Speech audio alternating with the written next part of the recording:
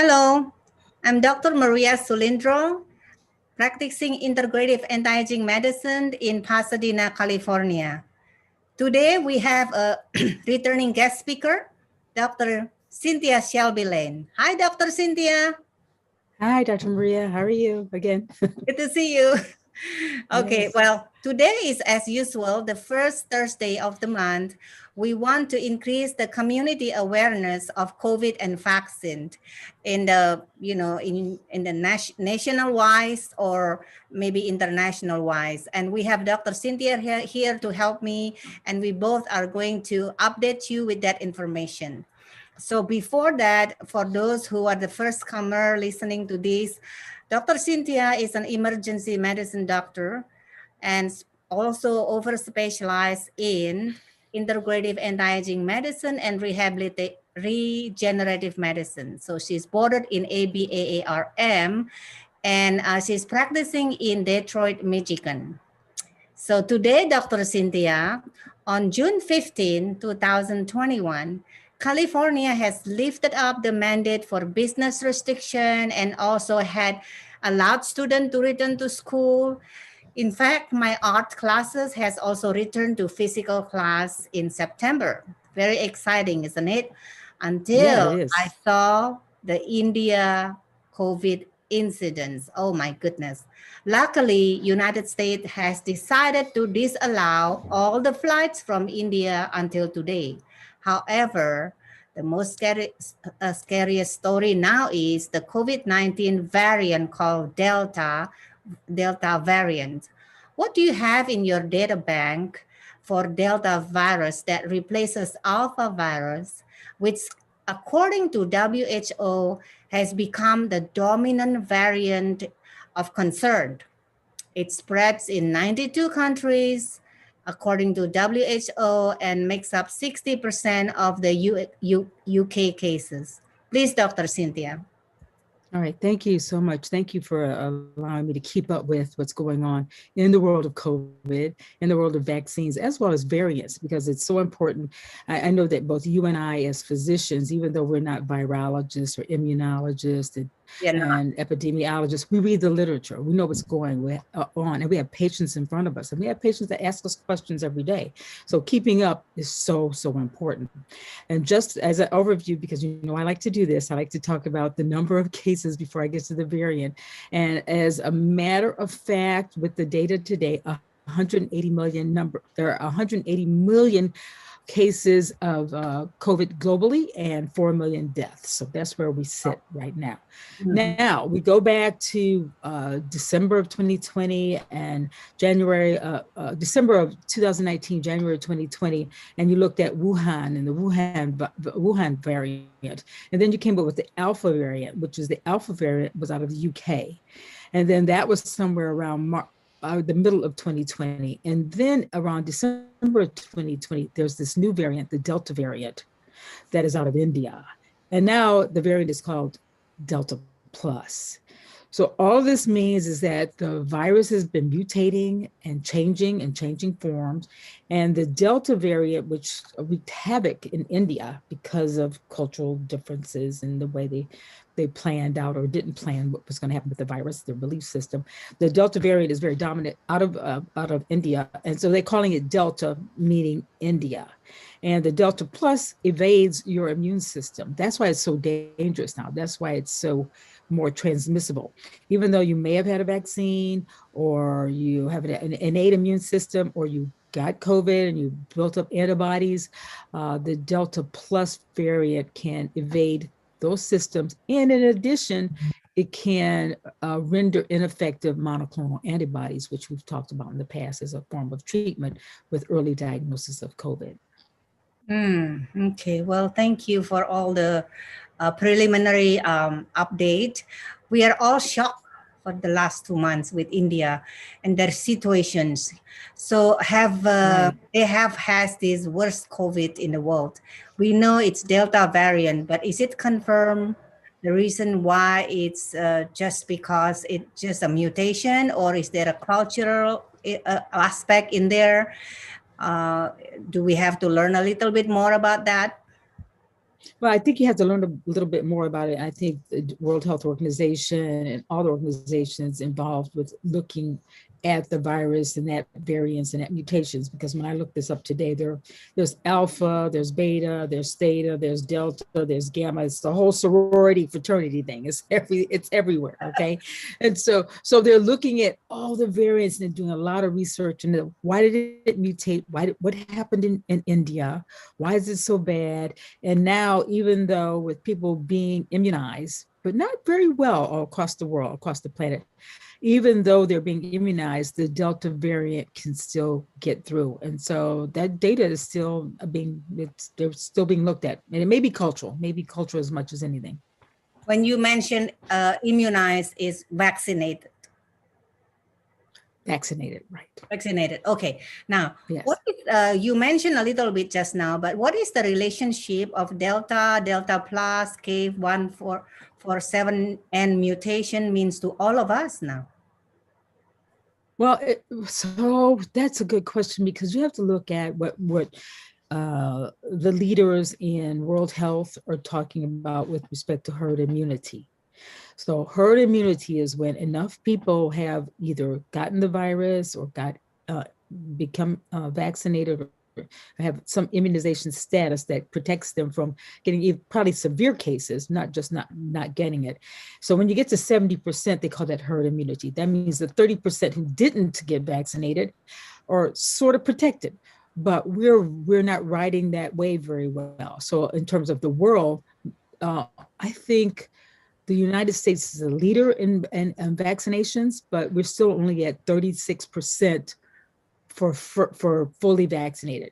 We're at 47% for people who got one vaccine. So we're still below the 50% level. And because of that, that means that you're expecting that you and I got vaccinated and we're not going to get really sick and we're not going to transmit the virus. We're going to protect ourselves. And then because we're protecting ourselves, we're protecting you, but we haven't reached that level of immunization in the United States or the world for a matter of fact. Yes. Very confusing when it comes to the word immunity, because people think that once you are vaccinated, they cannot get infected. That's the most confusing part from the people, so that they said, if we still get infected, why do we have immunization or vaccination? So we really have to educate them that, this is regarding mortality more than getting the infections, if they get right. Absolutely. Yes. So the next question, maybe you have already answered a little bit, but it's now that we are opening here in United States and many other countries, will Delta variant cause a different aspect of pandemic that is supposed to be subsiding? They don't know there. And I read, because I know this is going to be an upcoming thought for you and I. They don't really know. They cannot answer that. They're saying that, and of course, Joe Biden, the president of the United States, says by July 1st, he wants 70% vaccinated. Then they're looking at maybe by September 1st, when kids go back to school, or maybe end of August, 70% will be vaccinated. So the Delta variant will be most harmful to people who are unvaccinated. It might be most harmful or more harmful to children because they have no vaccine for 0 to 12-year-olds at this point, and kids are going back to school. I know we're going to talk about that. So this Delta variant is saying to us, beware. I don't really care about you getting vaccinated. I'm looking for those who are unvaccinated. It's like people go to church, the sinners are out there. We're trying to figure out what to do with that 30%, because if you're still not protecting your immune system, as we talk about all the time with nutritionals, the Delta variant is pretty bad right now. So it's and there's still small cases. I mean, the case numbers are very small because it was just identified June 11th of 2021. So we're still talking about small cases. We're just maybe 14 days into this, but they're looking at the variants as they're popping up all across the world. The United States, as a matter of fact, the states that have the lowest immunization rate or vaccination rate are in the South. And I think those are like Mississippi, Alabama, Louisiana, Oh. Those states are less than 30% vaccinated. So those are states where you're going to see maybe a rise in cases and seriousness causing hospitalization and death. Mm, gosh, okay. Let's update our community with the COVID long haul syndrome, which can reach one third of the COVID-19 patient at this moment. I read about 28%. Yeah, it's pretty high in terms of symptoms. So I just finished a conference with one of our colleagues and from IFM, Dr. Jeffrey Bland, talking about COVID and long haul and the symptoms. And they looked at the number of people who are just not getting well. So you may have had COVID asymptomatic and didn't get admitted to the hospital, so mild, and you may have had COVID admitted to the hospital on a ventilator, so serious. You, with the mild, you may not get long haul, and with the serious, you may not get long haul. But for the most part, they can't figure out why some people got it and why some didn't. And it boils down to anybody could have gotten long haul syndrome with a mild case or a serious case. More often, the people who had serious cases were on a ventilator, they did get long haul. Those symptoms do include shortness of breath, breathlessness, and fatigue. And I'm starting to see more and more of those patients now. It's really like unexplained. And when you try to put it, it's almost like trying to put together chronic fatigue syndrome. When you try to explain that to somebody, nobody knows what you're talking about. They just say, I have pain all over. I have fatigue. I have insomnia. Maybe it's my thyroid. Maybe it's my adrenals. So Dr. Jeffrey Bland, with his league of experts last week, talked about the fact that when COVID enters the body and it stresses your immune system, in a way, it's also stressing your adrenals. Your adrenals, they make adrenaline, they keep fight and flight. So when those adrenals get burnt out, you start to feel this tiredness, fatigue. I don't feel like doing anything. I can't wake up. I don't know what's wrong with me. Mm-hmm. There was a point when when the vaccinations were being distributed in March of this year, people said, well, I got the vaccine, I feel better. But that's not necessarily the case now. So the National Institutes of Health is doing a study now. We're putting a lot of money into looking at people who have these symptoms. So if you have the symptoms, call NIH, get in the study. They Oh, you might be able to help yourself and somebody else. yes, yes. Thank you. Thank you for the update on that long haul syndrome, which symptoms lingered more than 6 months. Okay. Yes. Now, vaccine. You know, there are so many kind of vaccines, but available in United States are still the three, which is the Pfizer, Moderna, and Janssen's or Johnson and Johnson. Now, Yes. where are we with our vaccine story in terms of, are we getting more vaccine in United States or other countries? Because I also read about, you know, the countries that had bought a lot, the Sinovac, which is made in China, now is Uh-huh. badly because the antibody is not developed. And what do you know about this? So there are probably 7 vaccines now, but as you stated, in the United States, Okay. I think 6 or 7. So Novavax just came out. There was AstraZeneca. There's Pfizer, Moderna, Johnson and Johnson, Sinovac, Sputnik 5 or Sputnik V. So there was about 7, and there are more. And I think the highest vaccination rates I thought were in the United States, the U.S., and even India, only because those countries can produce and manufacture their vaccines. Mm-hmm. The highest vaccination rates start with the US is really, like I said, 36%, China, then Brazil, Mexico, India, Russia. Indonesia is only 4% vaccinated. Really? Bangladesh 3.5, the Philippines 1.1, Japan 1.0, Pakistan 0.6, Nigeria 0.5, and Egypt 0.1. The United States is leading, but we're still not doing that well. And all these other countries, they're just not getting vaccinated.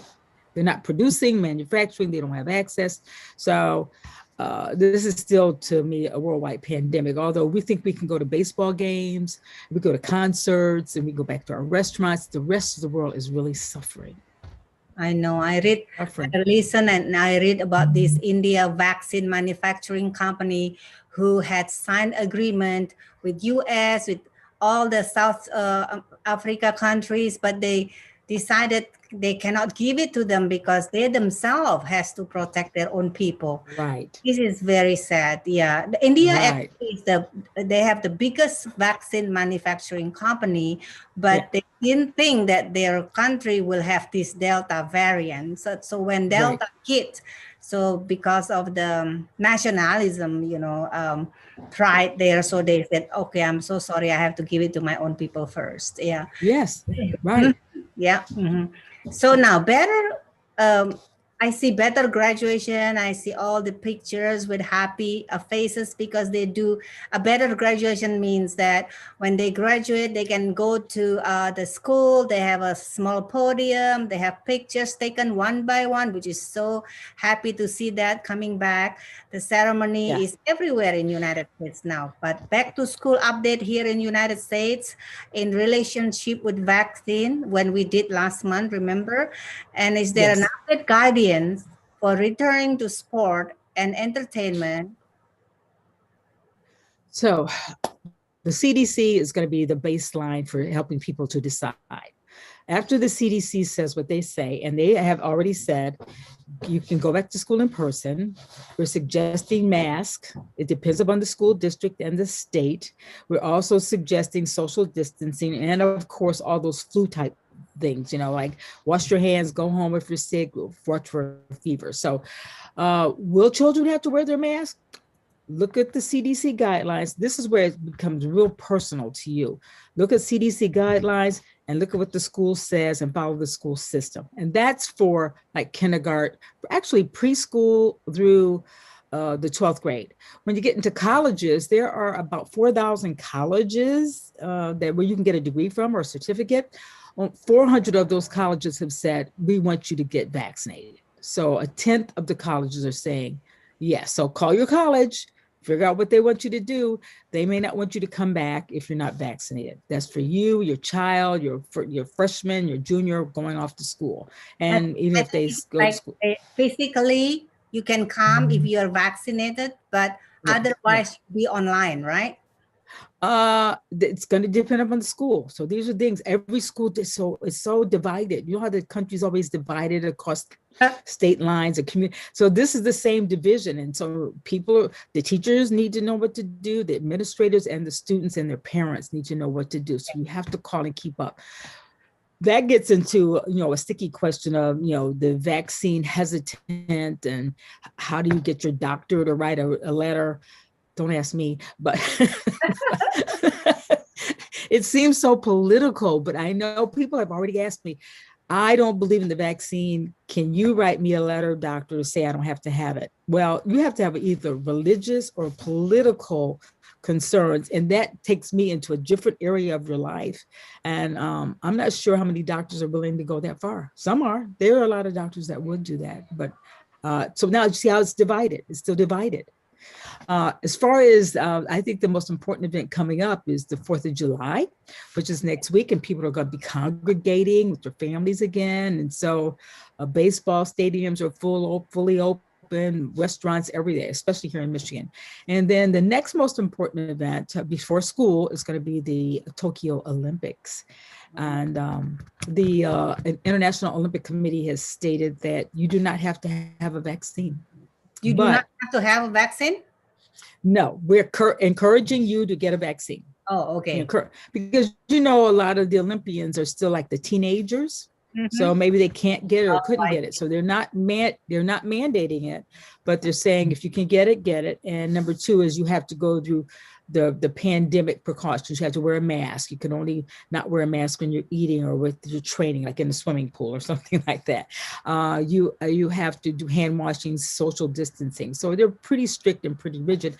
And once you enter Tokyo, you have to be tested. You have to enter Tokyo COVID free. So you have to have a test before you get there to say you're negative or you can't come. And at 96 hours in, you have to have another test. And so I'm not sure how frequently the tests need to be done or if it's daily or not. So the Olympic Committee is doing their job to make sure that their Olympians are safe, and the new moms. They're taking Olympians who are mothers. So it's a very interesting scenario this time around. Some of the country may not have the vaccine, so I hope the Olympic team have come up with the idea. They have a booth for vaccination. Well, they do. Moderna and Pfizer are giving vaccines away. Oh wow, they are doing. They are, yeah. That's excellent. Okay, yeah. Thank you. Now, it's very controversial now, all this information and also things that make people worried, which some are still under investigation. So, but this is right there in your backyard. Michigan children, 13 years old, died after a second COVID-19 vaccination. So, vaccine can cause myocarditis, pericarditis. So, can you give a little bit update on this one? So COVID-19 can cause myocarditis, number one. And so there's an incidence surrounding COVID-19 causing myocarditis. Athletes, and then people who are getting the vaccine, although a small number, have come up with myocarditis. The teenager who got his second dose of the COVID, I think it was Pfizer, got Pfizer. He had a second dose of his vaccine. He died 3 days later. The Michigan Department of Health, because he died in the city of Saginaw, Michigan, is still investigating this, and the CDC is investigating this, although the CDC at this moment is saying it's very rare. You're more likely to get COVID-19 myocarditis than you are to get vaccine myocarditis. On the other hand, when you're a parent and your child, you just want to be careful, just want to know exactly what to do in these situations. And so if your child gets sick after getting a vaccine, rush to the hospital. No, don't call your doctor, just rush to the hospital. You know the symptoms: shortness of breath, restlessness, chest pain. They can pass out. I don't know that blood clotting is an issue at that point, but if your child seems acutely ill within 2 or 3 days, and usually it was reported after the second vaccine and not the first. So you just have to be aware. And so nobody is saying the vaccine is not safe yet. They're saying this is a rare incident. It is probably what happens in the population normally. So they don't have a connection right now to the child who got a vaccine and then subsequently died. It was 13-year-old. They don't have a correlation. I'll keep you posted. It's very rare. And in fact, ironically, today I have a patient, but she's, not child. She's 70-some years old, and she had the second vaccine. It was Moderna, not Pfizer, and she had pericarditis. She couldn't breathe. She was rushed to the hospital also, and she was treated, some with colchicine also. So she get diarrhea. Oh, it's very miserable. And now she's still having the long hauler syndrome. Yeah. Very sad. Yeah. And she's trying to improve her energy. So you're right. Many of the people who have a second vaccine expected more reaction. But when you cannot breathe, right, make sure that this can be this carditis. Okay. Yes, absolutely. Now about this, it is the fact that people think, oh, I am taking all my supplements every day, so I think I'm immune and I have innate immune system. I'm pretty sure I'm very strong. I don't need a vaccine. But then I'll say, we have to explain, Dr. Cynthia, what kind of immune system we develop when we take all these supplements that is necessary, like K2, D3, and the E, and the C, and the zinc, okay? But compared to what kind of immune system we get when we have vaccination. All right, so so this is immunology 101. Yes. This is the very beginning. So you're born with an innate immune system. That's why they said last year, I know you heard this, Santa Claus can't get COVID because he has an innate immune system. Like, what does that mean? So it means that you're born with this immune system and it protects you primarily. And then there's your B cells and your T cells. So innate and then acquired. And then you get an infection. And then so that's an immune system that's built up by being infected. Like, so you develop antibodies through the innate and acquired immune system. I'm not going through it into any depth. I'm just helping people understand the layers of our body. And then you get a vaccine, and the vaccine comes along and it acts as an adjunct. It is the next trailer. It helps your innate as well as immune systems operate better, but it also gives you a different layer of protection. Then you take, go ahead. Antibody, yeah. Yes, right. Antibody, yeah. And the antibodies and neutralizing antibodies, and that's what it does with the vaccine. And then you get other forms of treatment, which we talked. I think that's part of the separate immune system, not innate, acquired, the vaccines, and then your supplements. And supplements boost all those things. They help to kill the virus. They help to fight off the virus. They help to reduce the symptoms that you have. They help to reduce the cytokine storm, which is what everybody had. The issue with our immune system is that this spike protein attached to a part of our cell called the ACE2 receptor. And that's why there was such a big problem in the beginning trying to understand what the spike protein was doing to our cells. And there's a receptor in your cell. It just attached to the cell and it just went along and then it replicated.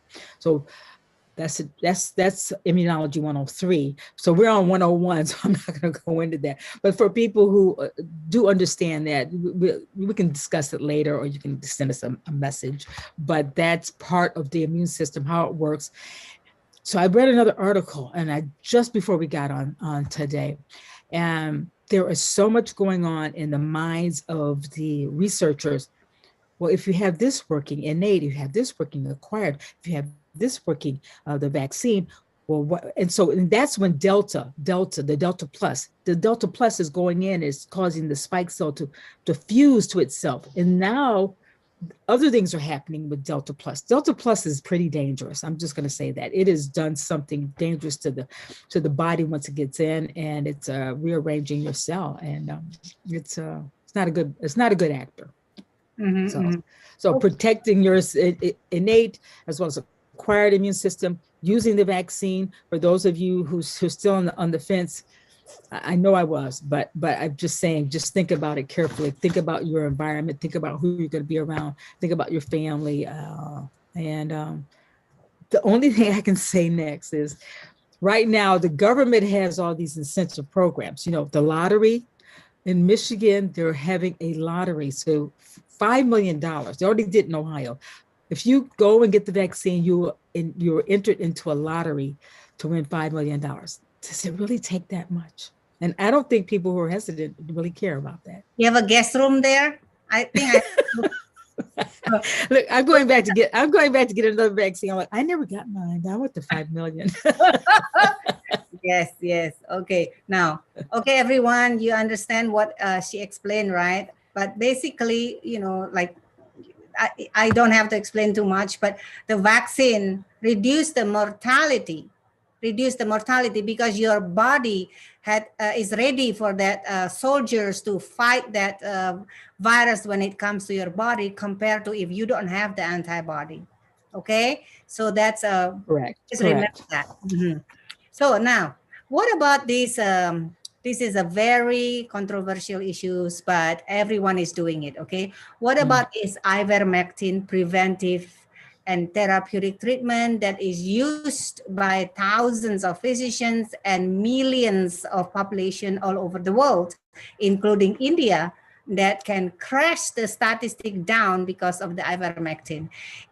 Now in Indonesia, is not approved by the FDA, but they admit that this is the parasitic drugs and worm drugs that helps the COVID-19 for some reason. Okay, yeah. So how safe it is? Okay, how safe is this medication for the people who are taking it for preventive care?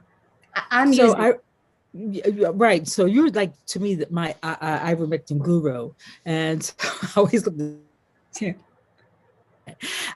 So ivermectin was approved by the FDA as like you said, an antiparasitic drug. It's worked for worms and scabies and even malaria. It's been used for 40 years. Has been used with a very good safety profile. So for prevention, the FDA was not willing to go ahead and say it can be used as a antiviral agent because it's already been approved for these other things. And they will not go out on a limb because they said there's not enough studies. The studies have been small. We haven't seen any real problems, but we haven't seen any real benefits. So then it comes to who do you go for information about that? You go to doctors who've used ivermectin, you go to the studies where it's worked, and you find out that there's very low risk at all. The benefit is greater than the risk for prevention. And the dosing is variable, so it just depends on how it gets dosed. And as a prescriber, you would know how to tell your patients to take that. But there's very low risk with respect to taking it. Now, the FDA will not, that's called off-label writing. Yeah. So it's being used for one thing, but we're going to say it's useful for another thing. It's been used across, I think the data I read was that it's been used by over 4 billion people in over 4 decades. So it's not a bad drug. Yeah. Okay. Thank you so much. And I know I like vegetables, so I have a lot of parasites. So hopefully the ivermectin will also kill whoever wants to come as a COVID-19, right? Okay. Yes. Now, last one. I know it's now 5:33. I take 3 minutes extra, but this is very important. I have seen this one coming, as advertised, the current tourism, where the main reason to come to United States is to get free vaccine, and USA allowed these tourists to come without any health screening or isolation, unlike Singapore or Australia, where they actually isolate them first for 2 weeks. In Singapore, it was 3 weeks until this week they release it, and now it's 2 weeks because they detected the Delta variant. Okay, but not in United States. What do you think about this one? There's so many of them. They know that in United States they can come in at any time and self-isolation at home for 5 days only. Well, apparently that's been sanctioned by somebody. I don't know who. It doesn't sound right. It doesn't sound as if you could just come over here, get a vaccine, and then go home. It's like a vacation, isn't it? Vacation with a vaccination. Yes. The 2 V's. Yes. So it doesn't sound right. But if that's happening, what can you do? You can't do anything about it. They are very happy. They came here and went to Walgreens, let's say, and the Walgreens said, "Oh, you can choose any one you want. You want Moderna, Pfizer, or Janssen? We have them all. Do we have to pay? No, it's free." So they got it, and then these people who told me about their antibody level, the first time they got their 2 vaccine in their country, antibody was very small, maybe like less than 20 average. When they come here, they get our vaccine here in United States. They went back home to their country 2 weeks later, and then they checked, and it jumped to like 10 times, like 250. Yeah. But I'm so glad though that we can actually give the vaccines for free. Oh yeah, absolutely, yeah. Yes. But there still needs to be people here that are getting them too, if they so choose. I still see patients every day that I just don't want to get yelled at, and I just have you had the vaccine, and then they cross their eyes, and then I put down. I don't say anything. I don't want to get into an argument. But people, listen, the Delta variant is coming, and I can say one thing with respect to ivermectin, even if it is preventative, that requires a daily habit. Vitamin D, vitamin C, zinc, all of that. The CDC will not even approve that. I looked at their list of approved agents. They said there's no guarantee. There's no studies that say that this works. So the CDC is way behind, but it still requires a daily habit of somebody doing that because those things do work. So if you're not going to do those things and take care of yourself and social distance and wash your hands and not cough on people, you should get the vaccine. Yes. Well, thank you for the update. And all those who listen to this COVID and vaccine update video of Dr. Cynthia and I, please give us a thumbs up, okay? And then share with your people. And don't forget the last message that Dr. Cynthia has today was to take your supplements on a regular habit, and also distancing and health protocols, everything has to be the same. And we will see you again next month, first Thursday, for COVID and vaccine update. And hopefully we are going to be in a better situation and an improvement of the percentage of vaccinated people. Right? Thank you. Yes, thank you. Thanks so much. Okay. Thank you. Okay, I'm Dr. Maria Cilindro, integrative medicine and anti-aging practicing in Pasadena, California. Bye, Dr. Cynthia. Bye. Okay.